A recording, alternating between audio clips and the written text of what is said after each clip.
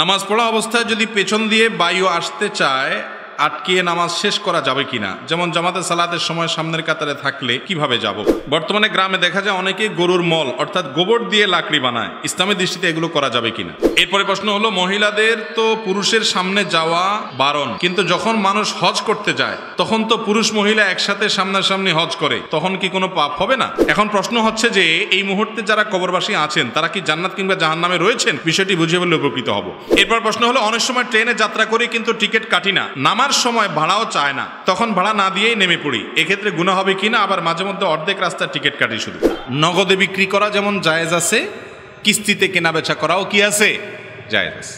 একটা জিনিসের দাম 100 টাকা, আপনি একসাথে নগদ 100 টাকাও বিক্রি করতে পারেন, আবার 10 কিস্তিতে সেটাকে 10 টাকা 10 টাকা করে 10 মাসে 10 টাকা করে দিয়ে 100 টাকা পরিশোধ করলো ক্রেতা, সেই সুযোগ দিয়ে আপনি কিস্তিতেও বিক্রি করতে পারেন, কোনো অসুবিধা নাই। সাহাবা একরামদের মধ্যে এই কিস্তিতে কেনা বেচা করার প্রচলন ছিল, এ মর্মে বেশ অনেকগুলো হাদিস পাওয়া যায়, যার কারণে কোনো বস্তু কেনা বেচার ক্ষেত্রে নগদে বেচা যেমন জায়েজ, বাকিতে বেচা যেমন জায়েজ, কিস্তিতে বেচাও কি আছে? জায়েজ আছে। এমনকি কিস্তিতে বিক্রি করার কারণে দামের ক্ষেত্রে যে হেরফের হয়, যে কিস্তিতে বিক্রির কারণে হয়তো বিক্রেতা দাম একটু বেশি নেয়, সেটাও হারাম না, সেটাও কি না? হারাম না। কথা কি বুঝাতে পারছি?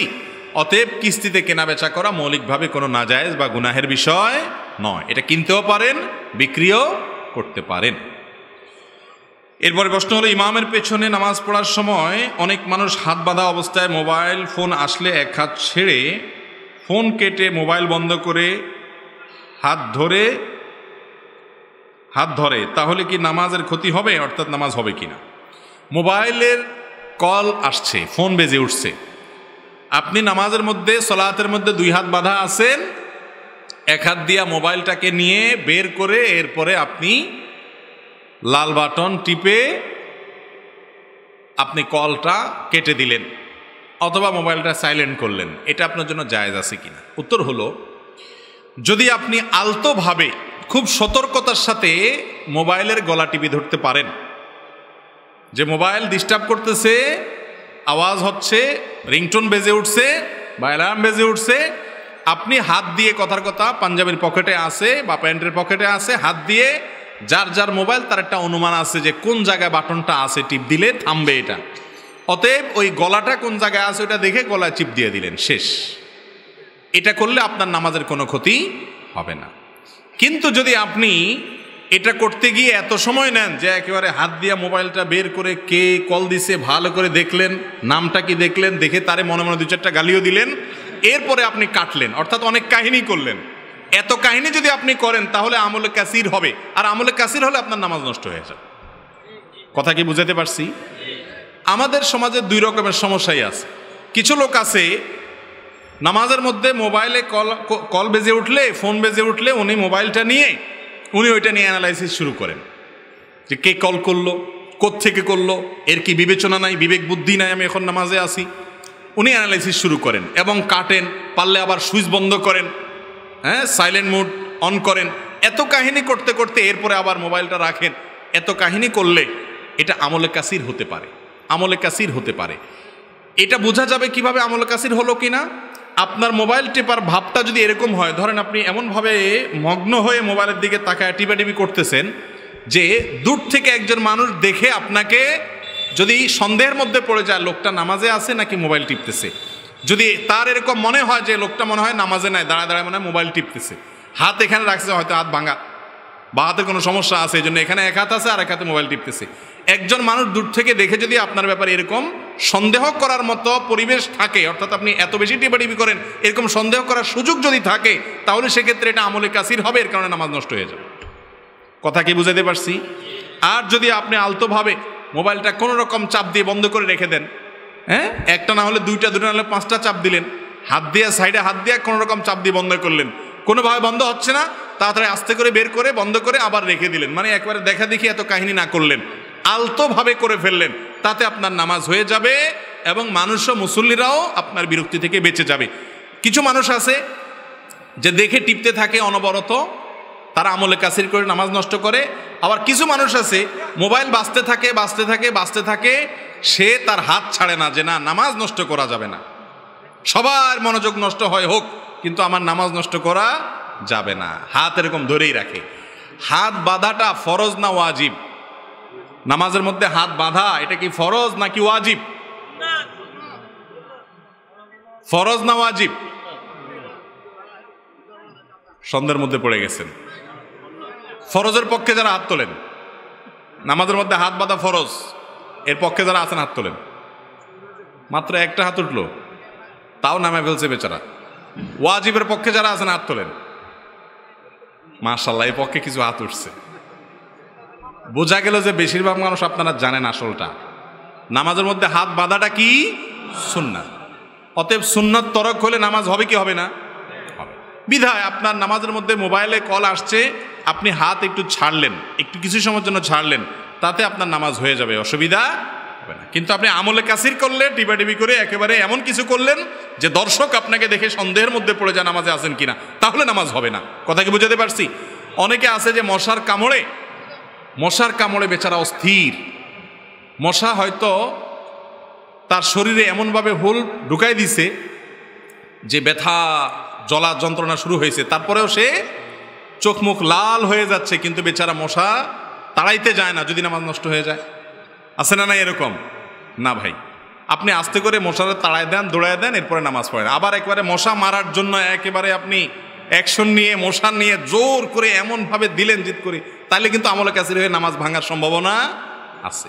খোলাসা কথা হলো, নামাজের মধ্যে মোবাইল বেজে উঠলে, কোনো শরীরে কোনো জায়গায় চুলকাচ্ছে, বা মোবাইলে আপনার মশা কামড় দিয়েছে, বা কোনো ডিস্টার্ব হয়েছে, কথার কথা আপনার বাচ্চা আপনাকে এত ডিস্টার্ব করছে যে কোনোভাবে আপনি সেখানে সালাত আদায় করতে পারছেন না, সামনে এমন কিছু এসে পড়ছে, কোনোভাবে আপনি সেখানে সালাত আদায় করতে পারছেন না, সিজদা রুকু দিতে পারছেন না, আস্তে করে আলতো করে সরায় দিলেন, কিন্তু আপনি নামাজের যে হাইয়া, নামাজের যে অবস্থা তার মধ্যেই আছেন, আপনাকে দেখে নামাজে যে আছেন এটা বোঝা যায়। এইরকম অবস্থার মধ্যে আলতো করে যদি সমস্যার সমাধান করে ফেলেন, তাতে কোনো অসুবিধা হবে না। একটু উপরে উঠাই দাও ভাই, এই ঝগড়া করেন না ভাই, একটু উপরে উঠে দেন, আপনি উপরে উঠে দেন। হ্যাঁ জি ভাই, এরপরের প্রশ্ন, বিসমিল্লাহ। আপনার একটি লেকচারে শুনেছি সন্তান জন্মের 7 দিনের সুন্নাতে খাতনা অর্থাৎ মুসলমানি করা সুন্নাত যদি করানো হয় তাহলে কি ফিতনা সৃষ্টি হতে পারে? যেমন এটা দেখে অনেকেই চিন্তা ভাবনা অনেক গভীর যেতে পারে। 7 দিনে খাতনা করা সুন্নাত, 7ম দিনে মাথার চুল চাষা মুন্ডন করা সুন্নাত। খাতনা 7ম দিনে করতে হবে এমন কোনো বাধ্যবাধকতা নেই, আগে পরেও হতে পারে। তবে এটা ঠিক যে ছোট বাচ্চাদেরকে, নবজাতক শিশুদেরকে যত ছোট থাকতে খাতনা করা যায় ততই ভালো, ততই তাদের কষ্ট কম হয়, ততই অসুবিধা কম হয়। এবং মিডল ইস্ট সহ বিভিন্ন দেশে আমি দেখেছি, জেনেছি যে সেখানে বাচ্চাদেরকে জন্মের পরপরই খাতনা করায় দেওয়া হয়। তা আমাদের দেশে খাতনা 7-8 বছর 9 বছর পর্যন্ত, অর্থাৎ লজ্জাশরম হওয়ার আগ পর্যন্ত খাতনা করে না।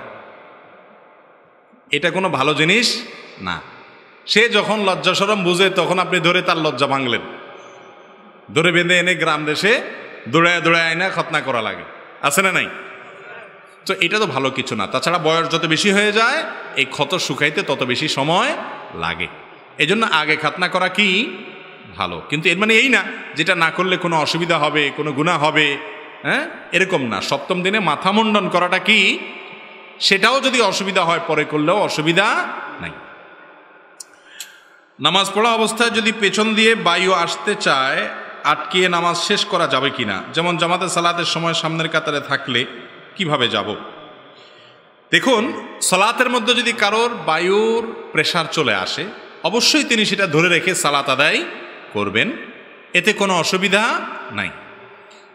কিন্তু সালাতের আগে, ধরেন সালাতের বাকি আছে আর 10 মিনিট, আর সময়টা হলো কনকনে শীতের সময়, আপনার বায়ুর প্রেসার আসছে, তখন যদি আপনি চাপাচাপি করে ধরে রাখেন যে 10 মিনিট আমি যদি পার করতে পারি, সাথে আর 5-7 মিনিট যোগ করলে এই 15-20 মিনিট এটা সহ্য করতে পারলে আমার আর ঠান্ডা পানিতে উজুটা করা লাগে না, এই চিন্তা থেকে যদি আপনি চাপাচাপি করে আটকায় রাখেন, তাহলে সেটা কিন্তু গর্হিত কাজ, সেটা কিন্তু ভুল, অন্যায় কাজ। কারণ আপনার এই চাপাচাপি করে আটকায় রেখে যদি নামাজ পড়েন, নামাজে মনোযোগ থাকবে না।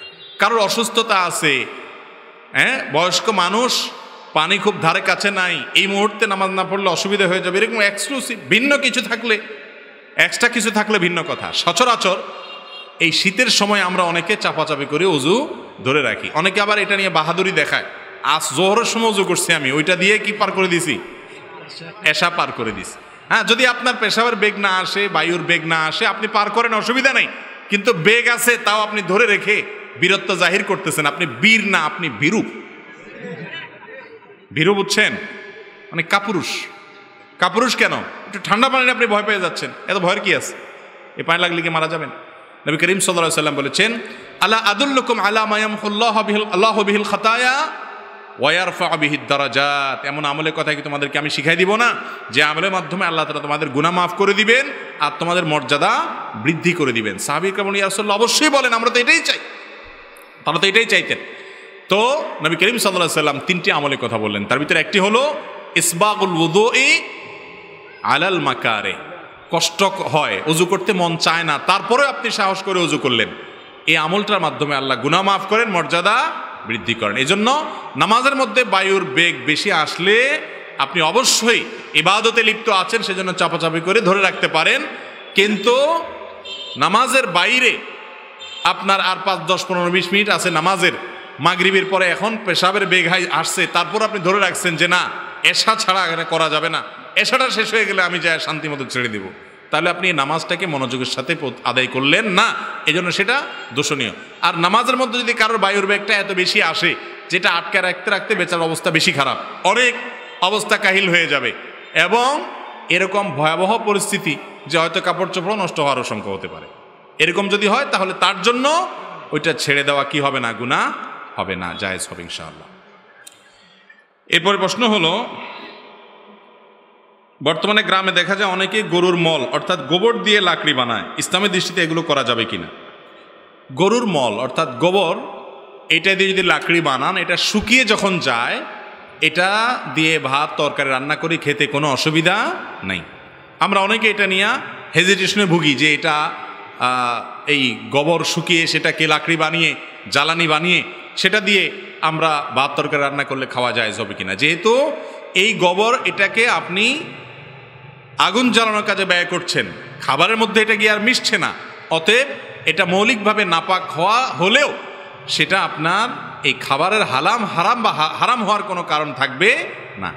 তবে এই গোবর যখন শুকনা থাকে, যখন আপনার টাচ করলে হাতে লাগে না বা বোঝা যায় না, আলামত থাকে না, বা থাকলেও ধুয়ে ফেললে চলে যায়, তখন সেই শুকনা আপনার জ্বালানিটা ধরে চুলাতে রান্না বাড়া করাতে কোনো অসুবিধা নাই, কোনো গুনাহ হবে না। আমরা এটা নিয়ে হেজিটেশন ভোগার কোনো কারণ নাই। সাধারণ লাকড়ি এটা দিয়ে রান্না বাড়া করলে যেরকম জায়েজ আছে, গরুর গোবর এটা দিয়ে জ্বালানি বানিয়ে সেটা দিয়ে রান্না বাড়া করলেও কি হবে, জায়েজ হবে। আপনি কি খাচ্ছেন সেটা হলো বিষয়। আপনার পাতিলে যে রান্নাটা হচ্ছে সেটা হালাল নাকি হারাম, ওইটা কোন উপার্জন দিয়ে করেছেন সেটা হলো বিষয়।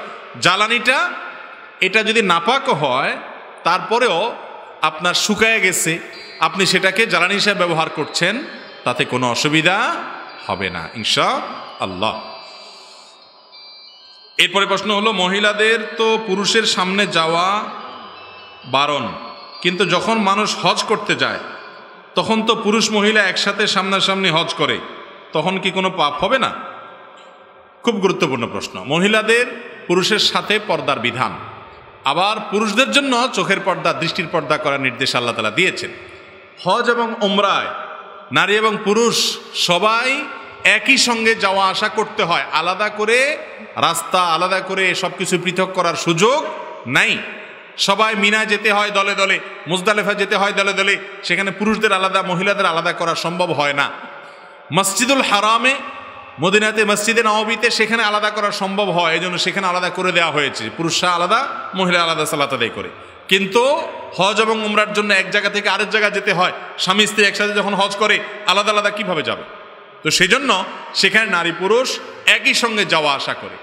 এরপরও সেখানে নারীরা তাদের মুখ সচরাচর নেকাব দিয়ে যেরকম ঢাকে, সেলাই করা ওড়না দিয়ে সেটা করবে না এহরামরত অবস্থায়। কিন্তু যেহেতু প্রচুর পরিমাণে মানুষ এখন উমরা এবং হজে অংশগ্রহণ করে, অতএব ওড়না টেনে দিবে যাতে করে পরপুরুষ তার সৌন্দর্য দেখতে না পারে। এক কথায় তিনি পর্দার বিধান মেনেই কি করতে হবে, হজ এবং উমরা করতে হবে। অনেক মা বোন আছেন এই ভুলটা করেন। ওমরা বা হজ করতে গিয়ে দেখা যায় তারা পর্দার বিধানটা মানেন না, অথচ ওখানেও পর্দার বিধান কি আছে, প্রযোজ্য আছে। আমাদের আয়েশা রাদিয়াল্লাহু তাআলা আনহা যখন হজ করেছেন, তিনি তার সম্পর্কে বলেছেন যে পুরুষ যখন কেউ আমার দৃষ্টির এরিয়াতে পড়ে আসে, সাথে সাথে আমি আমার সৌন্দর্যকে ঢেকে নেই, পর্দা করে ফেলি। তার মানে হলো যে কোনো জায়গায় পুরুষ নাই, পরপুরুষ নাই, তাহলে সেখানে একজন নারী এহরামরত অবস্থাতে তিনি তার মুখমণ্ডল এগুলো খোলা রাখতে পারেন, কিন্তু যখন কোনো পরপুরুষ চলে আসবে তখন ঢেকে ফেলতে হবে। আর হজ ওমরাতে বিশেষ করে যখন মিনাতে যায়, মুজদালেফা যায়, জামরাতে পাথর মারতে যায়, যাওয়া আসার পথে এই জায়গাগুলোতে আরাফাতে অবস্থানের সময় ওই টাইমে এত লক্ষ লক্ষ মানুষ এখন তাকালেই চতুর্দিকে পরপুরুষ আর পরপুরুষ, সেজন্য সেই জায়গাতে তাদের সৌন্দর্য ঢাকবে এবং পর্দা করবে। তবে তার জন্য অনেক উলামা একরাম অনেকে বলেছেন যে ওড়না থাকবে, সেটাকে টেনে দিবে, মুখকে একদম বেঁধে ফেলবে না, কিন্তু পর্দা করার চেষ্টা হজ ওমরাতেও থাকতে হবে। নারী পুরুষ একসাথে চলাফেরা করছে, যার যার মতো সে, নারী তার সৌন্দর্যকে ঢেকে ঢুকে চলছে, পুরুষ তার দৃষ্টিকে ঢেকে ঢুকে হেফাজত রেখে নিয়ন্ত্রণ করে চলছে। এভাবে পর্দা হতে পারে, কোনো অসুবিধা নেই। এরপরে প্রশ্ন হলো, নাস্তিকরা কি জান্নাত পাবে? তারা তো আল্লাহকে এক বিন্দু বিশ্বাস করে না। নাস্তিকরা, অমুসলিমরা, তারা জান্নাত পাবে কিনা? আমাদের অনেক ভাইরা প্রশ্ন করেন, ভাই এই যে বিদ্যুৎ, এই বিদ্যুৎ যে বেচারা আবিষ্কার করছে সে মুসলমান না অমুসলমান? অমুসলমান। এই বেচারা অমুসলমান, তার আবিষ্কার করা বিদ্যুৎ দিয়ে কোরআন পড়ে আপনি জান্নাতে যেতে চান। মাইক আবিষ্কারকারী হয়তো অমুসলমান, তার মাইক দিয়ে ওয়াজ করে, ওয়াজ শুনে, কোরআন তেলাওয়াত করে আপনারা জান্নাতে যাবেন। এটা যে আবিষ্কার করছে, যারটা দিয়ে আপনারা এগুলা সব সুযোগ নিয়ে জান্নাতে যাচ্ছেন, সেই বেচারা কিভাবে জান্নাতে যাবে না? এরকম যুক্তি অনেকে দেয় কি দেয় না? তাদের যুক্তির জবাব এবং এই প্রশ্নের জবাব একই। সেটা হলো, যে লোকগুলো আল্লাহকে স্বীকার করে না তারা কি জান্নাত স্বীকার করে?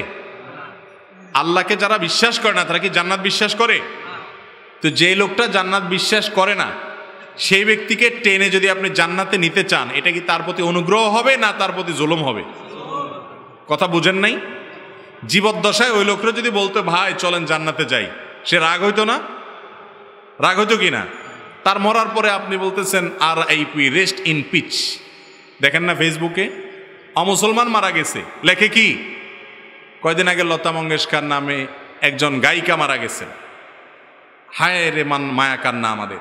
অথচ সে দেশের রাজনৈতিক নেতারাই বলছেন বাবরি মসজিদ ভাঙার পর যে গান তৈরি করা হয়েছে উজ্জীবিত করার জন্য উগ্রদেরকে, এই মসজিদ ভাঙছে যারা তাদেরকে, সেটার গান তিনি রচনা করেছেন। অথচ মুসলমানের সন্তান তাকে অন্তঃস্থল থেকে ভালোবাসে। ইমানের লেভেল দেখছেন তো? লেখে কোনো মুসলমান মারা গেলে তার ভক্ত হলেই লেখে RIP, রেস্ট ইন পিচ। মুসলমান যখন শান্তিতে ঘুমাও এটা বলে, তখন তার উদ্দেশ্য হয় জান্নাতে যাও। ঠিক না ঠিক? মৃত্যুর পরে শান্তিতে ঘুমানোর জায়গায় কোথায়? জান্নাত। তো একজন অমুসলমানকে আপনি জান্নাতে নিয়ে যেতে চান, এটা তার প্রতি কোনো সুবিচার না, এটা তার প্রতি বরং কি, সে যেটারে বিশ্বাস করে না আপনি চাই না তারা সেখানে নিতে চাচ্ছেন কেন? সে যেটা বিশ্বাস করে না সেখানে সে যাবে না। অতএব কোনো নাস্তিক সে জান্নাতে যাবে, কোনো আল্লাহর প্রতি অবিশ্বাসকারী মানুষ জান্নাতে যাবে কেন? যাবে না, বুঝছেন তো? যেটা বিশ্বাস করে সেখানে যাবে কেন? এরপর প্রশ্ন হলো, জোহরের কিছুক্ষণ আগে সফরে বের হয়েছি, এখন আমি জানি আসরের আগে ওখানে কিছুতেই পৌঁছতে পারবো না, এক্ষেত্রে জোহরের নামাজকে আসরের সাথে পড়তে পারবো কি না, পারবো নাকি কাজা হয়ে যাবে? সফরে জোহর, আসর এবং মাগরিব, এশা এগুলো মুসাফির ব্যক্তি জমা করতে পারবে কিনা, অর্থাৎ একত্র করতে পারবে কিনা, এটা নিয়ে ফোকাহের মধ্যে মত পার্থক্য আছে। ইমাম আবু হানিফা রাহিমাহুল্লাহর গবেষণা অনুযায়ী, কোরআন অনুযায়ী উনি গবেষণা করে ওনার থট বলে যে না, মুসাফির সফরে জোহর, আসর এবং মাগরিব, এশা এই ওয়াক্তগুলো একটাকে আরেকটার সাথে মিলিয়ে পড়বে না, তবে জমায় সুরি করবে। জমায় সুরি কি? দৃশ্যত একত্র করা, জোহরকে লাস্ট ওয়াক্তে পড়া, আসরকে ফার্স্ট ওয়াক্তে করা, এটাও এক প্রকার জমা। এটার প্রবক্তা ওনারা। অন্যান্য অনেক ফোকায়ে কেরাম বলেন যে না, নবী করিম সাল্লাল্লাহু আলাইহি ওয়াসাল্লাম বিভিন্ন হাদিস থেকে বোঝা যায় সফরে জমা করার কথা। অতএব জোহর এবং আসর মুসাফির একসাথে পড়ে ফেলতে পারে, জোহরকে দেরি করে আসরের সাথে, অথবা আসরকে আগে জোহরের সাথে, আবার মাগরিব এসে একসাথে পড়তে পারে। এই দুই রকমের মত ফোকায়ে কেরামের মধ্যে আছে, এবং এটা নিয়ে আমাদের মধ্যে অনেকে আছে সুবিধা নেয়, সুবিধা নেওয়া জায়েজ নাই। মাসআলা যেখান থেকে যেটা সুবিধা হলো সেখান থেকে সেটা নিয়ে নিলেন, এটা হলো আপনার প্রবৃত্তির অনুসরণ, কোরআন হাদিসের অনুসরণ হবে না। এরকম রোগ আমাদের মধ্যে আছে না নাই? যেখানে যেটা সহজ হয়, সুবিধা হয়, ওখান থেকে ওটা শুধু নেই, আছে না? এটা করা যাবে না। আল্লাহ আমাদেরকে বোঝার তৌফিক দান করুন। আমি ডিশ ও ইন্টারনেটে কাজ করি ও বিল তুলতে হয়, তখন বিভিন্ন মহিলাদের সাথে কথা হয়, নামাজ কালামও করি, সঠিক পথে চলতেও চেষ্টা করি, এই চাকরি করা যাবে কিনা? ভাই, যখন কেউ হালাল চাকরির বা কোনো চাকরি সংক্রান্ত হালাল হারাম বিষয়ে প্রশ্ন করেন, তখন আমাদের খুব বেশি টেনশনে পড়ে যেতে হয়। কারণ আমরা জানি ওয়াদাকাত আলাইনাল আরদু বিমা রহবাত, এই পৃথিবীটা ঈমান এবং তাকওয়ার উপরে চলতে চায় যারা, তাদের জন্য সংকীর্ণ হয়ে গেছে। এ দুনিয়াটা তাদের জন্য কি হয়ে গেছে? কিয়ামত যত নিকটবর্তী হবে এটা আরো বেশি সংকীর্ণ হবে, ঠিক না ভাই? ঠিক। যাদের কাছে হালাল হারামের বাজ বিচার নাই, আল্লাহর ভয় নাই, জান্নাতের প্রত্যাশা নাই, নামে মুসলমান, তাদের জন্য কোনো ব্যাপার নাই, সে সব কিছু করতে পারে। যে আল্লাহকে ভয় করে, তাকওয়া তার অন্তরে আছে, এই চেতনার কারণে সে যেখানে সেখানে হাত দেয় না, বাজ বিচার করে চলে, বিবেক বুদ্ধি খরচ করে চলে। একজন তার নফস এবং প্রবৃত্তির গোলামি করে, আরেকজন আহকামুল হাকিমিনের গোলামি করে। যে আহকামুল হাকিমিনের গোলামি করে সে হারাম হালাল বাজ বিচার করে, যার কারণে মুদি দোকান দিতে যাবে, বিড়ি বেচা লাগে, সিগারেট বেচা লাগে, হালাল না হারাম, জায়েজ না না জায়েজ?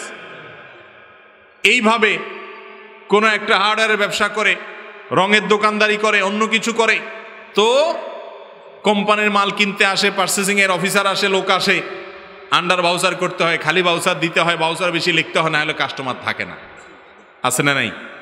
প্রতিটা কাজে এভাবে হারাম ছাড়া টিকে থাকাটা এখন চ্যালেঞ্জের বিষয় হয়ে গেছে, কঠিন বিষয় হয়ে গেছে। ভাই, জান্নাত কি খুব সহজে আল্লাহ দিয়ে দিবেন না? চ্যালেঞ্জ নিতে হবে। অতএব চ্যালেঞ্জ নিতে হবে আমাদেরকে। আপনি যদি ডিশের লাইন, ইন্টারনেটের লাইনে আপনার বিল তোলেন, বিশেষ করে ইন্টারনেটের লাইনের যদি বিল তোলেন, ইন্টারনেট দিয়ে ভালো খারাপ সব করতে পারে, তাহলে সেক্ষেত্রে মহিলা কাস্টমার, শুধু এই ক্ষেত্রে না, শুধু দোকানদারি করেন আপনি, মহিলা কাস্টমারের সাথে আপনার কথা বলতে হয়, নিজের নজরকে হেফাজত করে তার দিকে না তাকিয়ে আপনি কথা বলেন। এটাতে সে যদি মনক্ষুণ্ণ হয়, তাহলে সেক্ষেত্রে আপনি আপনার সার্ভিস দিয়ে তাকে বোঝানোর চেষ্টা করেন, আপনার দিকে না তাকিয়ে, আপনাকে আমি অপমান করছি না বোন, বরং আপনাকে আমি শ্রদ্ধা করছি, আপনার সার্ভিসে কোনো ত্রুটি আমি করছি না, আমার সবটুকু উজাড় করে দিয়ে আপনার সার্ভিস দেওয়ার চেষ্টা করছি। আমি একটা কাপড়ের দোকানের সাধারণ কর্মচারী অথবা মালিক, আমি আপনার দিকে তাকাচ্ছি না, কিন্তু আপনাকে সব মাল দেখাচ্ছি, সত্য কথা বলছি, আপনাকে সহায়তা করছি আপনার ডিসিশন নেওয়ার ক্ষেত্রে। আপনার আন্তরিকতা দ্বারা ওই মহিলা বুঝবে যে ভদ্রলোক আমার দিকে তাকাচ্ছে না তার আল্লাহর নিষেধাজ্ঞার কারণে, কিন্তু সে আমাকে কোনো অপমান করছে না, হেয় প্রতিপন্ন করছে না, ইগনোর বা অবজ্ঞা করছে না, সেজন্য সে আমার দিকে তাকাচ্ছে না, ব্যাপারটা সেরকম না। এটা যদি বুঝতে পারেন কাস্টমার, ইনশাআল্লাহ সে আপনার ওজরটা মানবে কি মানবে না? এরপরও যদি কোনো কাস্টমার না মানে, না আমার দিকে কেন তাকাইলে না, এরকম কপাল পোড়া, এরকম হতভাগা এবং নির্বোধ কোনো মহিলা যদি থাকে, তার দিকে তাকালে তাকে নিয়ে কি মায়ের মতো পবিত্র চিন্তা করার কথা? পরপুরুষের কি চিন্তা করার কথা? যারটা সে বুঝেন, আপনি কি চিন্তা করেন, সবাই সে চিন্তা করে, ঠিক না বে ঠিক?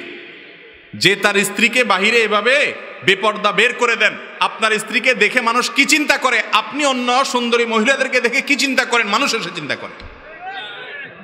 অতএব মানুষকে জিজ্ঞাসা করতে হবে, নিজের বিবেককে জিজ্ঞাসা করলেই পর্দার বিধানের যথার্থতা বোঝা যাবে কি যাবে না। অতএব যারা এই ধরনের কাজ করবেন তারা নজরকে হেফাজত রেখে করবেন। আল্লাহ তাআলা তৌফিক দান করুন। মাজার জিয়ারত করা আর মাজার সিজদা করার মধ্যে পার্থক্য কি? মাজার জিয়ারত আর মাজার সিজদা, মাজার জিয়ারত সুন্নত আর মাজারে সিজদা করা শিরক। মাজার জিয়ারত করা হলো সওয়াবের কাজ, আর সিজদা করা হলো কি? গুনাহের কাজ না, শুধু শিরকের মতো গুনাহের কাজ, যেটা একটু আগে আলোচনা করলাম। মাজার মানেটা কি? আমরা মনে করি মাজার মানে হলো বড় কোনো পীর সাহেবের কবর হলে ওটার নাম কি? মাজার। আর আমাদের মতো গরিব মানুষের কবর হলে ওটার নাম কি? কবর। এটা ভুল কথা ভাই। মাজার আরবি শব্দ, এর অর্থ হলো জিয়ারত করার স্থান, মানে কবর, যেটাকে মানুষ জিয়ারত করতে যায়। অতএব সাধারণ কবর ওই বড় কোনো আলেমের কবরও কি, কোনো পীর সাহেবের কবরও কি, গরিবের যে কবর, সাধারণ মুসলমানের যে কবর, সেটাও মাজার। আবার যে অর্থে এটাকে মাজার বলছেন, একই অর্থে বড় কোনো আলেমের কবরও কি, মানে জিয়ারত করার জায়গা। অতএব যে কোনো কবর জিয়ারত করা ভালো, কিন্তু সেখানে গিয়ে তার কাছে কিছু চাওয়া বা সিজদা করা, এটা কি না ভালো না, এটা হলো শিরক করা। আমরা মনে করি কবরবাসীর কাছে কিছু পাওয়ার জন্য যাওয়া যায় না, কবরবাসীকে বরং দিতে যান, কি দোয়া দিতে যান, সালামুন আলাইকুম দারা কওমিন মুমিনিন, তোমাদের প্রতি শান্তি বর্ষিত হোক, দোয়া হলো না তাদের জন্য, এই জন্য কবরে যাবেন। আমরা জানি যে কিয়ামতের সময় আমলনামা অনুযায়ী আমাদেরকে জান্নাত এবং জাহান্নাম দেওয়া হবে। আবার আমরা এও জানি যে মেরাজের সময় নবী করিম সাল্লাল্লাহু আলাইহি সাল্লাম দেখেছেন যে জাহান্নামে অধিকাংশ সংখ্যক মানুষই নারী। এখন প্রশ্ন হচ্ছে যে এই মুহূর্তে যারা কবরবাসী আছেন তারা কি জান্নাত কিংবা জাহান্নামে রয়েছেন, বিষয়টি বুঝিয়ে বললে উপকৃত হব। দেখেন, মেরাজে আমাদের নবী করিম সাল্লাল্লাহু আলাইহি সাল্লামকে আল্লাহ তাআলা অনেক কিছু দেখিয়েছেন, তিনি অনেক কিছু দেখেছেন, জাহান্নামের অনেকগুলো দৃশ্য দেখেছেন। সুদখোরকে কিভাবে শাস্তি দেওয়া হচ্ছে, একজনকে শাস্তি দেওয়া হচ্ছে, তিনি সে দৃশ্য দেখেছেন।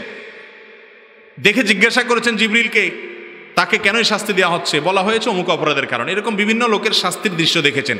আবার কোন সাহাবীর জুতার আওয়াজ জান্নাতে শুনতে পেয়েছেন। এখন প্রশ্ন হলো, জান্নাত জাহান্নাম তো মানুষ সেখানে প্রবেশ করবে তো কিয়ামতের ময়দানে বিচারের পর, তো নবী করিম সাল্লাল্লাহু আলাইহি সাল্লাম আগে থেকে জান্নাত জাহান্নাম মানুষ পেলেন কোত্থেকে? প্রশ্নটা বুঝতে পারছেন?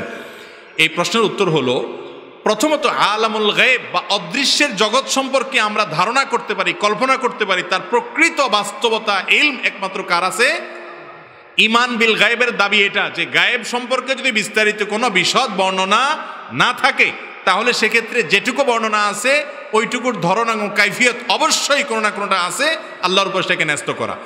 হতে পারে সেটা ডেমো বুঝেন, যেমন মানে এটা যখন শাস্তি দেওয়া হবে তখন তার দৃশ্যটা এরকম হবে, এরকম একটা দৃশ্য আল্লাহ রাব্বুল আলামিন তাকে দেখিয়েছেন। হয়তো আরো কোনো ধরন থাকতে পারে, আল্লাহু আলাম। বাকি মেরাজে তিনি দেখেছেন, এটি সত্য। আবার এটাও সত্য যে মানুষ জান্নাত জাহান্নামে যাবে হলো কখন? বিচার দিবসে ফয়সালার পরে, তার আগে না। এরপর প্রশ্ন হলো, অনেক সময় ট্রেনে যাত্রা করি কিন্তু টিকিট কাটি না, আমার নামার সময় ভাড়াও চায় না, তখন ভাড়া না দিয়েই নেমে পড়ি, এক্ষেত্রে গুনাহ হবে কিনা? আবার মাঝে মধ্যে অর্ধেক রাস্তার টিকিট কাটি শুধু। ভাই, বান্দার হক নষ্ট করলে গুনাহ শুধু হবে না, এমন গুনাহ হবে যে গুনার মাফ আল্লাহ নিজে করবেন না, ওই বান্দার কাছ থেকে কিয়ামতের ময়দানে মাফ নেওয়া ছাড়া উপায় থাকবে না। তো এই ধরনের পরিস্থিতি যদি হয় তাহলে টিকিট কি করবেন? কথার কথা 50 টাকার টিকিট ফাঁকি দিয়েছেন, বুঝেন নাই তখন, এখন আল্লাহর ভয় আসছি যে ট্রেনের টিকিট 50 টাকা ফাঁকি দিয়ে আপনি চলে গেছেন, টিকিট কাটেন নাই, ওই ট্রেনের টিকিট এখন 50 টাকার স্ট্যান্ডিং টিকিট কিনবেন, কিনে ওটা ছিঁড়ে ফেলে দিবেন, ট্রেনে আর উঠবেন না।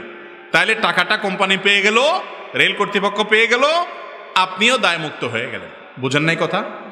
বুদ্ধিটা বুঝেন নাই? আপনি যত টাকার টিকিট ফাঁকি দিচ্ছেন যোগ বিয়োগ করে দেখলেন সব মিলে 500 টাকা হয়েছে বা 2000 টাকা হবে, এর বেশি হবে না। তাহলে এবার রেলের টিকিট ফাঁকি দিচ্ছেন, আপনি তো জানেন কোন রুটে চলাফেরা করেন, কিশোরগঞ্জ টু ঢাকা, আপনি এই রুটে চলাফেরা করে ফাঁকি ঝুঁকি দিচ্ছেন, সব মিলে মোট এতবার হবে, এত টাকার বেশি না। অত টাকার ট্রেনের টিকিট কিনে স্ট্যান্ডিং টিকিট কিনলেন, কিনে সেটা ছিঁড়ে ফেলে দিলেন, আপনি ট্রেনে উঠলেন না কিন্তু টাকাটা ঢুকাই দিলেন, তাহলে টাকাটা মালিক পেয়ে গেল কি গেল না? আপনি দায়মুক্ত হয়ে যাবেন ইনশাআল্লাহ। এরপর প্রশ্ন হলো, প্রতিবেশীর হক কতটুকু? প্রতিবেশীর হক হলো তাকে কষ্ট না দেওয়া। প্রতিবেশীর হক কি ভাই? আপনার কোনো আচরণ দ্বারা যেন সে কষ্ট না পায়। আপনি জোরে কোরআন তেলাওয়াত শুনতেছেন, তার ঘুমের ক্ষতি হচ্ছে, এটা প্রতিবেশীর হক নষ্ট। আর গান শুনলে তো কথাই নেই। আপনার কোনো আওয়াজ দ্বারা, আপনার মোরগ দ্বারা, আপনার হাঁস দ্বারা, আপনার সন্তান সন্ততি দ্বারা, আপনার বাচ্চা কাচ্চা দ্বারা, আপনার গরু ছাগল দ্বারা, আপনার নিজের দ্বারা কোনোভাবে প্রতিবেশীর যেন কষ্ট না হয়, এটাই হলো প্রতিবেশীর মেইন হক। নবী করিম সাল্লাল্লাহু আলাইহি ওয়াসাল্লাম বলেছেন, লা ইউমিন ওয়াল্লাহি লা ইউমিন ওয়াল্লাহি লা ইউমিন, ওই ব্যক্তি ঈমানদার না, ওই ব্যক্তি ঈমানদার না, ওই ব্যক্তি ঈমানদার না। কে? মাল্লা ইয়ামানু জারুহু বাওয়াইকাহু, যার প্রতিবেশী তার হাত মুখের ক্ষতি দ্বারা নিরাপদে থাকতে পারে না। অতএব প্রতিবেশী যাতে আপনার ক্ষতি দ্বারায় ক্ষতিগ্রস্ত না হয়, এটাই হলো তার মূল অধিকার। দ্বিতীয় অধিকার হলো, আল্লাহ আপনাকে কোনো নেয়ামত দিয়েছে, আপনার প্রতিবেশীকে সেখানে শরিক করবেন। নবী সাল্লাল্লাহু আলাইহি সাল্লাম বলেছেন, গোশত রান্না করেছো, ঝোল বাড়িয়ে দাও, যাতে প্রতিবেশী বাসায় একটু পাঠাও। আমরা ছোটবেলায় দেখেছি বাংলাদেশের প্রতিটা জেলায়, প্রতিটা অঞ্চলে এই কালচার ছিল। মা চাচিরা ভালো কিছু রান্না করলে, বাজার থেকে ভালো কিছু আনলে, এমনকি ফলমূল আনলে, পাশের বাড়িতে, পাশের ঘরে একটু একটু হাদিয়া পাঠাইতেন। এখন এগুলো আছে আর নাই, সব ইয়ানফসি, সব স্বার্থপর। মোরালিটি, মূল্যবোধ, নীতিনৈতিকতা, আদর্শ, এগুলো আজ মুসলমানদের থেকেও হারিয়ে গেল। অথচ এগুলো ছাড়া ভালো মুসলমান হওয়া যাবে না। এরপর প্রশ্ন হলো, কোনো আলেম, নেতা বা ব্যক্তির অন্ধ অনুসরণ করা ঠিক হবে কিনা? অন্ধ অনুসরণ, যা শুনছি সব মানছি, সামিআনা ওয়া আতা'না, শুনলাম এবং মানলাম, এটা কার বেলায়? শুধু আল্লাহর বেলা এবং তার রাসূল সাল্লাল্লাহু আলাইহি সাল্লামের বেলা। আল্লাহ রাসূল সাল্লাল্লাহু আলাইহি সাল্লাম ছাড়া আল্লাহর জমিনে অন্য কোনো মানুষ এমন নাই যার যা শুনবো সব অন্ধের মতো মানবো, এরকম কোনো মানুষ দুনিয়াতে একজনও আমার সব কথা মানবেন আমি সেই মানুষ না। আমি বড় বড় ইমামরা পর্যন্ত তাদের নিজেদের ব্যাপারেও তারা জানিয়েছেন, এবং তাদের শিষ্যরা যারা ছিলেন তারাও অন্ধের মতো তাদের অনুসরণ করেন নাই।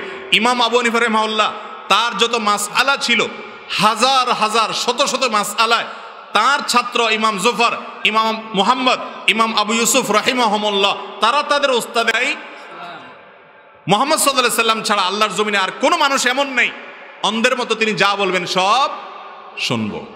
একটা কথা আছে ফার্সিতে, একটা কবিতা ওয়াজের ফাঁকে ফাঁকে আপনারা অনেক সময় শুনেন, বামায় সাজ্জা দারাঙ্গি কুন গরাত পীরে মগা গোয়াদ কে সালেক বে খবর নবুয়াত জরাহ রুসমে মনজিলহা।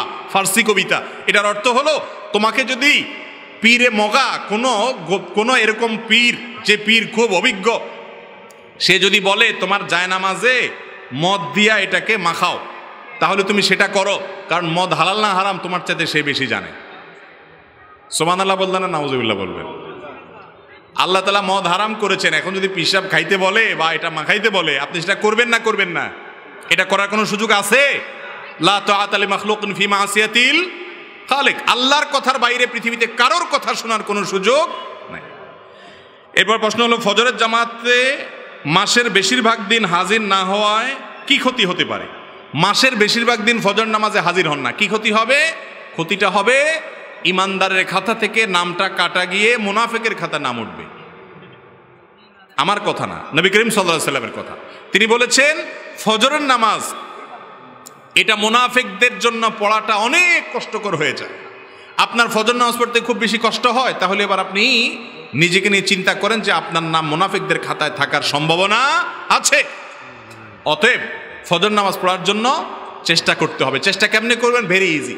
ফজর নামাজ পড়ার একমাত্র উপায়, ইজিলি ফজর পড়বেন, কোনো কষ্ট হবে না। বলে দিব কিভাবে, খুব সহজ। এই পদ্ধতি অবলম্বন করলে ফজর নামাজ আপনার জন্য এত ইজি হয়ে যাবে, একবারে পানির মতো সোজা হয়ে যাবে। সেটা হলো এশা পড়ে সাথে সাথে শুয়ে যাবে। এশা পড়ে সাথে সাথে ফজর নামাজ পড়া সহজ হবে না কঠিন হবে? আরে ভাই, রাত 4টা বাজে দেখবেন যে ঘুম শেষ, কাজ আর খুঁজে পাইতেছেন না। কত ঘুমাইতে পারে একটা মানুষ?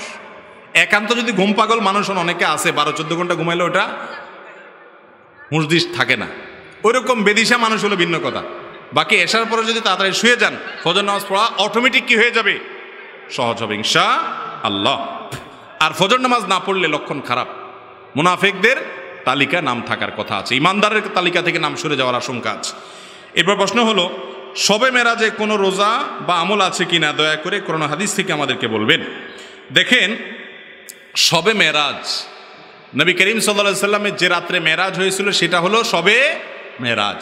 সেটা হয়েছে 1400 বছর আগে, 1400 বছরেরও বেশি সময় আগে এটা হয়েছে। এখন কি কারোর মেরাজ হয়? তাহলে মেরাজ তো একবার হয়েছে নবী করিম সাল্লাল্লাহু আলাইহি সাল্লাম, এটা কি প্রতি বছর করে ঘুরে ঘুরে আসে? মেরাজ তো প্রতি বছর আসে না। হ্যাঁ, যেই রাতে তার মেরাজ হয়েছে প্রতি বছর ওই রাত, ওই তারিখটা যদি ঘুরে আসে ওটাকে মেরাজ বার্ষিকী বলা যেতে পারে। যাই হোক, নবী করিম সাল্লাল্লাহু আলাইহি সাল্লামের মেরাজ সম্পর্কে হাফেজ ইবনে হাজার আসকালানী, ইমাম ইবনে তাইমিয়া, ইমাম ইবনুল কাইয়িম রাহিমাহুল্লাহ সহ পৃথিবীর বড় বড় পণ্ডিত আলেম যারা আছেন, যাদের ইলম থেকে উপকৃত হওয়া ছাড়া কোনো উপায় নাই এমন অবস্থা, সেই সমস্ত মুহাদ্দিস এবং ওলামাদের বক্তব্য হলো নবী করিম সাল্লাল্লাহু আলাইহি সাল্লামের মেরাজ হয়েছে এটা সত্য নয়, বরং মহাসত্য। কিন্তু কোন মাসে হয়েছে, কোন তারিখে হয়েছে, এই বিষয়ে নবী করিম সাল্লাল্লাহু আলাইহি সাল্লামের কোনো হাদিস থেকে পরিষ্কারভাবে স্পষ্টভাবে বিশুদ্ধ কোনো বর্ণনা দ্বারা কোনোভাবে প্রমাণিত না। আমরা যারা 27 তারিখকে, রজবের 27 তারিখকে শবে মেরাজ উদযাপন করি, আমাদের এই উদযাপনের কোনো ভিত্তি নাই। আমার কথা না, ইবনে হাজার আসকালানী রাহিমাহুল্লাহ বলেছেন যে অনেকে এটা করে, এর কোনো ভিত্তি, গ্রহণযোগ্য কোনো ভিত্তি নেই। ভাইরা আমার, মাস তো বটে, সনটা পর্যন্ত সাহাবীরা ফিক্স করে দিয়ে গেছেন এমন কোনো বর্ণনা পাওয়া যায় না। অনেকে বলেছেন রমজান মাসে মেরাজ হয়েছে, অনেকে বলেছেন রজব মাসে হয়েছে, অনেকে বলেন জিলকদ মাসে হয়েছে, অনেকে বলেছেন রবিউল আউয়াল মাসে হয়েছে। এই সবগুলোর ব্যাপারে মুআররিখিন এবং ইতিহাসবিদদের, মুহাদ্দিসদের মন্তব্য আছে। বিধায় 27 রজব মেরাজ হয়েছে এই মর্মে কোনো বিশুদ্ধ বর্ণনা নাই। এটা হলো প্রথম কথা। নাম্বার 2, দ্বিতীয় কথা হলো মেরাজ রাসূল আকরাম সাল্লাল্লাহু আলাইহি ওয়াসাল্লামের জীবনে হয়েছে হিজরতের আগে মক্কায়। এরপরে তিনি মদিনায় হিজরত করে আসছেন, আরো অনেক বছর বেঁচে ছিলেন, সাহাবীরা বেঁচে ছিলেন, খোলাফায়ে রাশিদা বেঁচে ছিলেন। প্রতি বছর একবার করে একটা রাতকে মেরাজের রাত হিসেবে উদযাপন করা, রাতে আমল করা, দিনে রোজা রাখা, এর কোনো বর্ণনা না রাসূল আকরাম সাল্লাল্লাহু আলাইহি ওয়াসাল্লাম থেকে প্রমাণিত, না খুলাফায়ে রাশিদিন থেকে সাব্যস্ত, না সাহাবায়ে কেরাম থেকে সাব্যস্ত। কথাকে বুঝাতে পারছি? কোনো বিশুদ্ধ হাদিস থেকে এরকম কোনো কিছু প্রমাণ হয় না। যেই রাতটা ফিক্সই না, সেখানে সে রাতের আমল আবার দিনে রোজা রাখা কিভাবে প্রমাণ হতে পারে? বিদায় শবে মেরাজ কেন্দ্রিক কোনো রোজা অথবা কোনো নামাজ রাত জেগে করার নির্দেশ কোরআন অথবা হাদিস থেকে সাব্যস্ত বা প্রমাণিত নয়। কথা কি বুঝাতে পারছি? আপনারা এখন প্রশ্ন করবেন যে হুজুর এটা কেমনে হইতে পারে? নবীজির মেরাজ হয়েছে, সাহাবীরা কেমনে তারিখটা সংরক্ষণ করলো না? এটা তো বুঝে আসে না। এটা এই জন্য বুঝে আসবে যে দেখেন, আজকাল আমরা যেরকম দিবস পূজারি বুঝেন? কিছু হইলে দিবস পালন, কিছু হইলে কি ঠ্যাং ভাঙা দিবস, পেট ব্যথা দিবস, বাপ মরা দিবস, জন্ম দিবস, বিয়ের দিবস, গাল ব্যথা দিবস, ভালোবাসা দিবস, বাবার দিবস, মার দিবস, দিবস করতে করতে আর কোনো বাকি নাই। সব কিছুর জন্য দিবস আছে। এখন রাত শুরু হবে হয়তো। এই যে দিবস উদযাপন আমাদের মধ্যে, এই দিবস উদযাপনের কালচার সাহাবীদের যুগে 1400 বছর আগে পৃথিবীতে এইভাবে ছিল না যে কিছু হইলে দিবস উদযাপন। সাহাবীরা কি করতেন? নবী সাল্লাল্লাহু আলাইহি ওয়াসাল্লাম মেরাজ থেকে কি নিয়ে এসেছেন সেগুলো ধারণ করতেন, আর আমাদের মধ্যে সেগুলো ধারণ করার খবর নাই, শুধু দিবস পালন। ঠিক না বে ঠিক? যেই ছেলে বাবা দিবসে বাবারে যায় অনেক বেশি ভালোবাসা দেখায়, বেশিরভাগ ক্ষেত্রে দেখা যায়, কিছু ব্যতিক্রম থাকতে পারে, বেশিরভাগ ক্ষেত্রে দেখা যায় যে সে আসলে অন্য সময় বাবার খোঁজ খবরও নেয় না। এই জন্য দিবসের দিন তার হঠাৎ করে বাবার কথা মনে পড়ে। যে সারাদিন বাবারে মহব্বত করে, তার কাছে দিবসের দিন আবার কি, দিবসের গায়ের দিনই কি, তার সাথে পুরো বছরই কি বাবা দিবস। যে বাবার অনুগত সন্তান, তার কাছে 365 দিনই কি বাবা দিবস। আর যে বাবার কথা সারা বছর ভুলে থাকে, তার কাছে একদিন হলো কি বাবা দিবস। অতএব মুসলমান মেরাজের শিক্ষাকে সারা বছর জুড়ে ধরে রাখবে, এক রাতে ইবাদত বা নামাজ নয়। হাদিস দ্বারা এটা প্রমাণিত নয়। শবে বরাতে রাতে দল বেঁধে কবর জিয়ারত করা যাবে কিনা? শবে বরাতে অর্থাৎ লাইলাতুন নিসফি মিন শাবান, শাবানের মধ্য রজনীতে রাত কবর জিয়ারত করার বিষয় নবী করিম সাল্লাল্লাহু আলাইহি ওয়াসাল্লাম থেকে যে হাদিস এর কথা আমরা জানি, শুনি, বর্ণনা আছে, সেই বর্ণনা বিশুদ্ধ নয়, সে বর্ণনা সহিহ নয়। যার কারণে শবে বরাত বা লাইলাতুন নিসফি মিন শাবানকে কেন্দ্র করে কবর জিয়ারত করা এটা সুন্নাহ দ্বারা সাব্যস্ত কোনো আমল নয়। রমজান মাসে সাহারির সময় আজান দিলে খাবার কিংবা পানি খাওয়া যাবে কিনা এবং রোজা হবে কিনা? আমরা অনেক সময় শুনছি, অনেক মুরব্বীরা বলতেন যে যতক্ষণ পর্যন্ত পশম দেখা যায় ততক্ষণ পর্যন্ত খাওয়া যায়। এই জন্য দেখা যাইতো যে সাহারির আগ দিয়া দরজা জানালা সব আটকাই দিত, যে বাহিরের আলো যেন না আসে, যাতে পশম যতক্ষণ মতো দেখা না যায় ততক্ষণ মধ্যে কি যাওয়া যাবে, খাওয়া যাবে। এটা ভুল ভাই।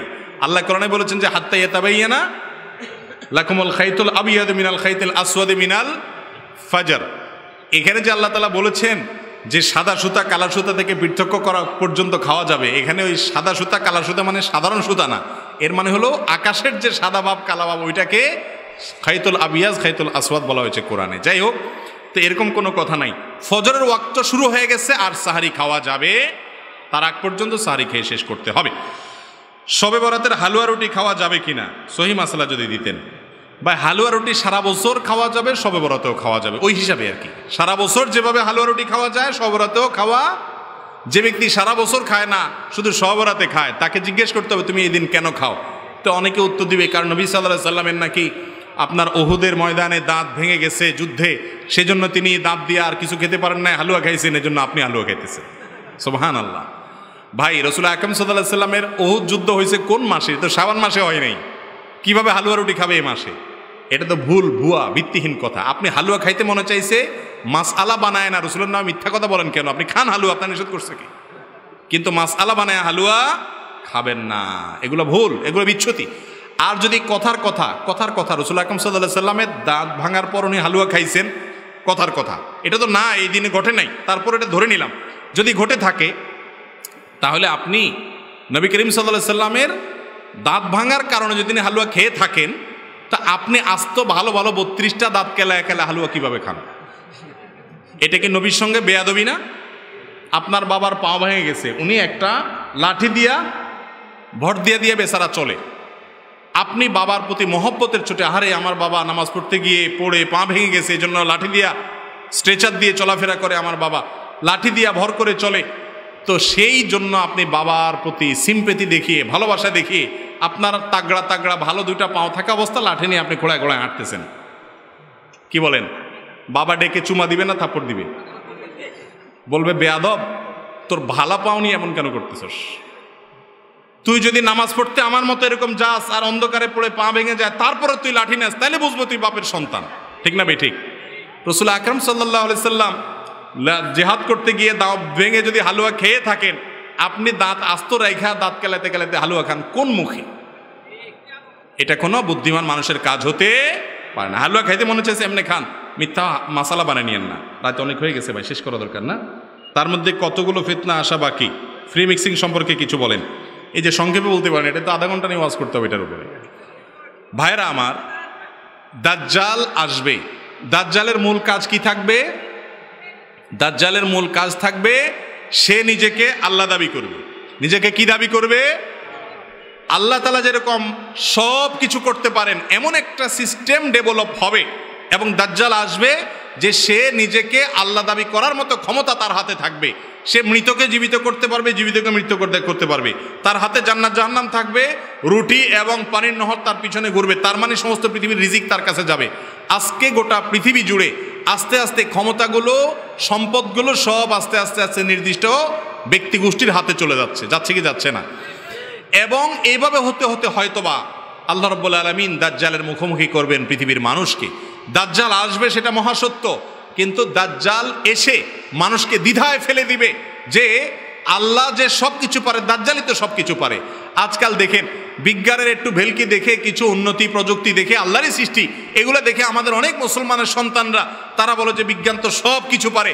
আল্লাহকে বিজ্ঞানের সাথে কম্পেয়ার করে, আল্লাহর সৃষ্টিকে আল্লাহর সাথে কম্পেয়ার করে ইমান হারা হয়। আছে না নাই? ভাইরা আমার, কিয়ামত যত নিকটবর্তী হবে ইমান রক্ষা করার এই চ্যালেঞ্জটা আরো বেশি হবে। দাজ্জাল যখন আসবে সে তো সব কিছু করতে পারবে। বিজ্ঞান কোত্থেকে এত কিছু করতে পারে? সে সব পারবে। এই চ্যালেঞ্জটা আমাদের সামনে আসছে। ইমানদার ইমানকে ধরে রাখা এই টাইমগুলোতে খুবই জটিল। এজন্য অনেকগুলো আমল আছে, অনেকগুলো আপনার উপায় আছে যে উপায়গুলো অবলম্বন করলে দাজ্জালের ফিতনা থেকে বাঁচা যাবে। তার ভিতরে একটা হলো সূরা কাহাফের প্রথম 10টি আয়াত যদি কেউ মুখস্থ রাখে, তেলাওয়াত করে, পড়ে, ধারণ করে, উপলব্ধি করে, আল্লাহ তাআলা তাকে দাজ্জালের ফিতনা থেকে বাঁচিয়ে রাখবেন। ওই সময় যদি আপনি পান, ইমান রক্ষা করা কঠিন হবে। কত কঠিন হবে জানেন? আজকাল এই যে কোথাকার কোন বাদামালা কি বাদামের গান বলে, সব ওইটার পিছনে ছুটে। কোথাকার কে কি বলে, সব ওইটার পিছনে ছুটে। আর দাজ্জাল সমস্ত পাওয়ার সংরক্ষণ করবে। সে নিজেকে আল্লাহ বলে দাবি করবে এবং অনেক কিছু দেখাবে, অলৌকিক ক্ষমতা। এগুলো দেখে দুর্বল ইমানদারের মুসলমানরা যে দলে দলে পঙ্গপালের মতো মুসলমান থেকে খারিজ হয়ে কাফির হবে, সেটা বোঝা যায় কি যায় না? এই সময়টাতে যদি আল্লাহ আপনাকে দুনিয়াতে বাঁচিয়ে রাখে, হেফাজত থাকার জন্য অনেকগুলো আমল আছে। তার ভিতরে একটা আমল এটা, আরেকটা আমল হলো শেষ বৈঠকে একটা দোয়া নবী করিম সাল্লাল্লাহু আলাইহি ওয়াসাল্লাম করতেন। আল্লাহুম্মা ইন্নী আউযু বিকা মিন আযাবিন নার ওয়া আযাবিল কবর ওয়া আউযু বিকা মিন ফিতনাতিল মাহইয়া ওয়াল মামাত ওয়া আউযু বিকা মিন শাররি ফিতনাতিল মাসিহিদ দাজ্জাল। আল্লাহ দাজ্জালের ফিতনা থেকে আপনার কাছে পানা চাই। প্রতি নামাজে নবী করিম সাল্লাল্লাহু আলাইহি ওয়াসাল্লাম পানা চাইতেন। আর আমাদের খবরও নাই দাজ্জাল কি। আমরা মনে করি দাজ্জাল বলতে আমাদের বন্ধু বান্ধব কারণ নাম। আল্লাহ তাআলা মুসলমানদের চেতনা যেন ফিরে আসে সেই তৌফিক দান করুন। তো যেই সিস্টেম আমাদেরকে আল্লাহর অবাধ্য করে, যেই সিস্টেম আমাদেরকে কুফরিকে মেনে নিতে বাধ্য করে, সেই সিস্টেম দাজ্জালি সিস্টেম, এতে কোনো সন্দেহ নাই। আহলে কিতাবগণ কারা? আহলে কিতাব বলা হয় আসমানি কিতাবে বিশ্বাসী যারা, যেমন ইয়াহুদি এবং খ্রিস্টান। ইয়াহুদিরা আল্লাহ নবী মুসা আলাইহিস সালামকে, আর খ্রিস্টানরা আল্লাহ নবী ঈসা আলাইহিস সালামকে বিশ্বাস করে এবং তাদের প্রতি আনিত কিতাবকে বিশ্বাস করে, হোক বিকৃত রূপ। তারপরও তারা আহলে কিতাব, তাদের বেজ বা ভিত্তি হলো কি? আসমানি গ্রন্থ এবং নবী রাসূল। অন্যদের মতো না, মুশরিকদের মতো না, বৌদ্ধদের মতো না যে তাদের কোনো আসমানি কিতাব বা কোনো নবীভিত্তিক ধর্ম না। এই জন্য নবীভিত্তিক ধর্ম, আসমানি কিতাব ভিত্তিক ধর্ম যেটা, সেটা হলো আহলে কিতাবদের ধর্ম। নামাজে মহিলাদের পর্দা কেমন হবে? বউ শাশুড়ি দ্বন্দ্ব, স্ত্রী স্বামীর কথা শুনে না, এখন আমার করণীয় কি? মহিলাদের নামাজের মধ্যে পর্দা হবে আপাদমস্তক, পুরাটা ঢাকবে, মুখমণ্ডলটা শুধু খোলা থাকবে, দুই হাতের কবজি খোলা থাকবে, পুরো শরীরকে তারা ঢাকবে, এমনকি চুল ঢাকবে, গলা কাঁধ এগুলো সব ঢাকবে, হাতের গোছা টোছা এগুলো সব ঢাকবে।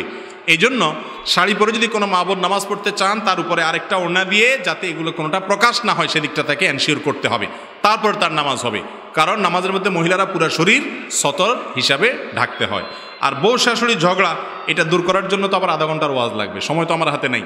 সংক্ষেপে শুধু এটুকু বলি যে দেখেন আমাদের পারিবারিক যে কলহগুলো হয়, শাশুড়ি বৌমার পিছে, বৌমা শাশুড়ির পিছনে বা লাগালাগি করে, আমি সবসময় বলি পাটাপুতার এই ঘষাঘষির মধ্যে ছেলে হিসেবে আপনাকে অত্যন্ত বিচক্ষণ হতে হবে, তাহলে ইনশাল্লাহ ওভারকাম করতে পারবেন। আপনি মায়ের ধাক্কা খায়া বউর কাছে এসে পড়বেন, আবার বউ ধাক্কা দিলে মায়ের কাছে যায় পড়বেন। বুঝেন নাই কথা? মার কাছে যায়া আপনি মার অনুগত থাকবেন, আবার বউর কাছে এসে আপনি একেবারে ইনোসেন্ট স্বামী থাকবেন। কথা বুঝেন নাই? এবং এটার জন্য এর পাশাপাশি এর চাইতে মৌলিক কাজ যেটা, সেটা হলো যে দিন তাদেরকে দেওয়ার চেষ্টা করা। দেখেন শাশুড়ি বৌমার প্রতি জুলুম করে, অবিচার করে, পিছে লাগে থাকে কেন? কারোর ভিতরে ইসলাম নাই, সেই ইসলাম বুঝে নেই।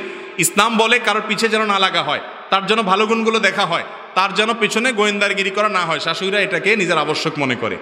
বাড়ির একেবারে গোয়েন্দা বিভাগের প্রধানের দায়িত্বে মা থাকে, গোয়েন্দা বিভাগের বিশেষ দায়িত্ব পালন করে আপনার বোনরা, বউয়ের ননদরা। তারা এই যে কাজগুলো তারা করে কেন করে? কারণ তারা বুঝে না ইসলাম। তাদেরকে ইসলামটা বোঝানোর চেষ্টা করবেন। আবার বউয়ের শাশুড়িকে যে সহ্য করে না, সেটা কেন হয়? সেটাও এই জন্য হয় যে ইসলামটা সে বুঝে নাই।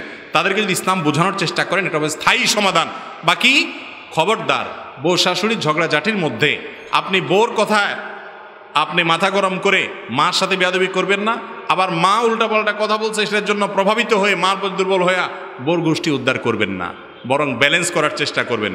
মাঝখানে থাকা পুরুষ মানুষ শুধু ঘষা খাবেন পাটাপুতার, বুঝতে পারছেন? চোঁবো করবেন না, নড়াচড়া করবেন না, সব জায়গায় যা বোকা সাজবেন। বউর কাছে বলবেন যে শুনো, আমার মা কয়দিন বেঁচে থাকবে, আর কয়দিন? আমার মাঝে উল্টাপাল্টা করে আমি তো দেখতেছি, কি করবো বলো? মা না হয়তো তাই আজকে দেখতাম, দুই চারটা কথা বলতাম, কিন্তু মা তো কিছু বলতে পারতেছি না। তোমার যেরকম আল্লাহ তোমাকে একশো মা বানাবে বা মা আসো, মা তো আমি বুঝতেছি তোমার কষ্ট হচ্ছে, আল্লাহ দেখবে, আল্লাহ তোমার সবর এর তৌফিক দান করো, এগুলা বুঝাবেন। তখন আপনার বউ বলবে কি? বলবে একটু বেকুব সেকুব আমার স্বামীটা, আপনারা দোষ দিবে না, বলবে যে কি একটু বোকা শোক, আমার জামাই মানুষটা ভালো কিন্তু সে একটু বোকা, এজন্য সে সাইজ করতে পারতেছে না আমার শাশুড়িরে, বুঝতে পারছেন? আবার শাশুড়ির কাছে যায় বলবেন কি, মানে মার কাছে যায় বলবেন কি? বলবেন মা, পরের ঘরের মেয়ে কি আশা করো তার কাছ থেকে? অমানুষ হলে তার শাস্তি সে পাবে। অমানুষ বলেন না, আবার ভালো হলে অমানুষ বলবেন কেন? কথার কথা আর কি, সে যদি অমানুষ হয় তাহলে অমানুষের শাস্তি সে পাবে। মা, আমি শুধু ওই যে রাসূল সাল্লাল্লাহু আলাইহি ওয়াসাল্লাম কখনো কোনো স্ত্রীর গায়ে হাত তোলেন নাই, এই হাদিসের কারণে আমি আজকে আমার হাত ধরে রাখছি। মা, বুঝতে পারছেন? মাকে বুঝাবেন যে মা, তোমার মহব্বতে আমি যে কত কিছু করতে পারি, মা হয়তো উল্টাপাল্টাই করতেছি, কিন্তু মা তো বেয়াদবি তো করা যাবে না। এখন মা কি করবা? সহ্য করো, আল্লাহ আপদ সোজা করে দেখ, হেদায়েত দেখ আল্লাহ। উসফুস করবেন, ভাবছ করে এমন নিবেন যে আপনি দুনিয়া উল্টে ফেলাইতেছেন। তখন মা বলবে কি? ছেলে আমার মাশাআল্লাহ, ছেলে আমার ভালো ছেলে, কিন্তু আমার ছেলে সোজা সরল, এই জন্য বউ শুধু তারে ঘুরায়। তখন দেখবেন মাও খুশি, বউ খুশি। এখন আপনি হয়তো বলবেন এই 2 নম্বরই করা জায়েজ আছে কিনা? আমি বলবো হ্যাঁ, জায়েজ আছে। দুজন মানুষের মধ্যে যখন গন্ডগোল লাগে, গন্ডগোল মিটানোর জন্য 2 নম্বরই করা কি আছে? সোলাহ বা মীমাংসার জন্য 2 নম্বরই করা জায়েজ আছে। এই 2 নম্বরই করা না জায়েজ হবে না। মার কাছেও ভালো থাকবেন, বোর কাছেও ভালো থাকবেন। সব জায়গায় গিয়ে আবার সকলগুরি করেন না, বুঝতে পারছেন? এর কাছে গিয়া ওর বদনামি, ওর কাছে গিয়ে এর বদনামি, ওটা হারাম, ওটা সকলগুরি। কিন্তু এখানে শুধু মীমাংসার জন্য, তাও বদনামি মিথ্যা কোনো অপবাদ দিবেন না, বোঝানোর চেষ্টা করবেন। আল্লাহ আমাদেরকে বোঝানোর তৌফিক দান করুন।